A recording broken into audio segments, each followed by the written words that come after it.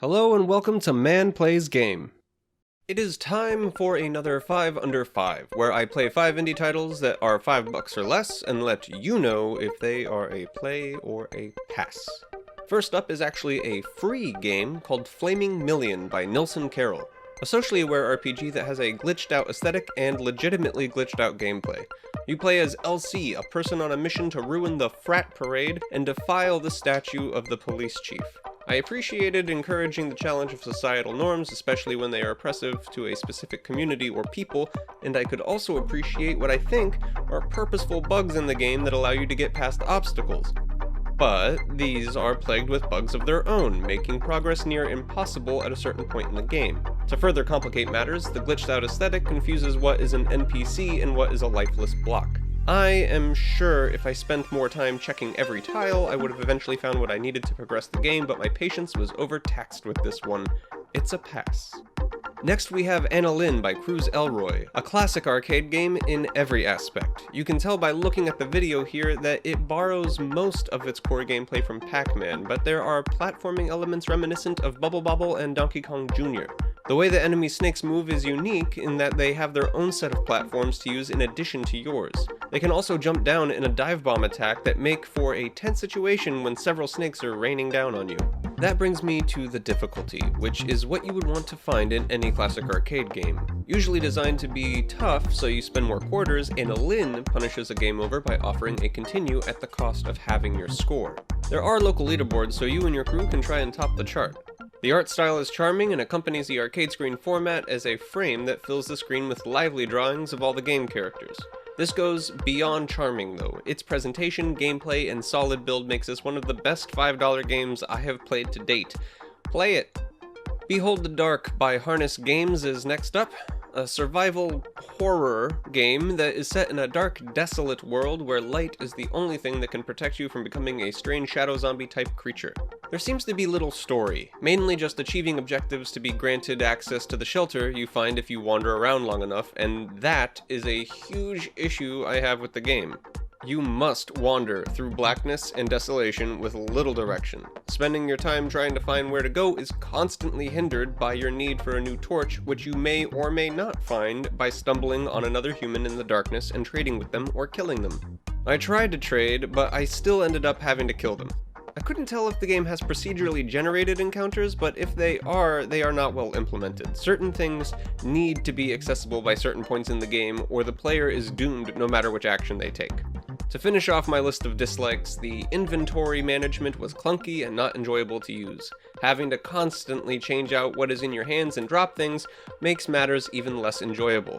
Not a bad concept, but a little more variation in the environment and a lot more direction would go a long way. This is a pass. SilverFrame by FixCat is a minimalist reimagining of Robotech-style combat. With your craft being defined by a simple silhouette, you zoom through space looking for enemies called bugs to destroy or rival pilots to dominate. This is exactly what got me to buy this game, as I like all mech, but I remember the Robotech games being exceptionally fun. While the trailer shows some very impressive bullet hell style gameplay with thrusters engaging in every which direction, swiftly dodging missiles and launching chaff and flares to escape doom, what this game is in reality is something a bit less exciting. There is a main game mode with training built in and a versus mode. The screen is very small, so I can't see a split screen working very well here.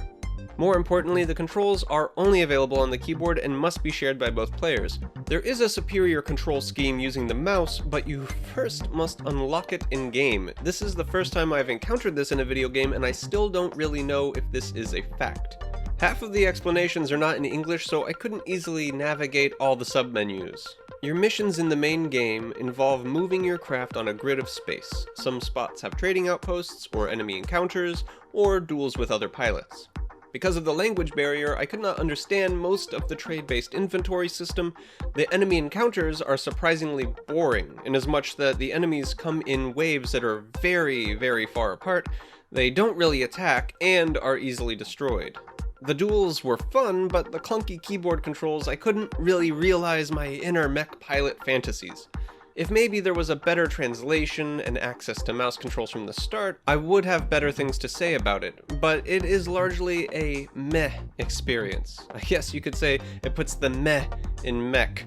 If you love mech and are really good at keyboard-controlled space combat, then maybe buy this game, but I will sadly call this a pass. Lastly, we have Gododo by Liu Shu Frozen Light Technology Co. Limited. I really hope I pronounced that entire thing right. Gododo is a voice-controlled game that follows the format of games like Angry Birds and Cut the Rope. It isn't strictly voice-controlled, but I'll go into that in a second. Unlike Angry Birds and Cut the Rope, Gododo is ridiculously simple. The levels revolve around controlling a character's actions, and what makes it so simple is that it can be done with one button.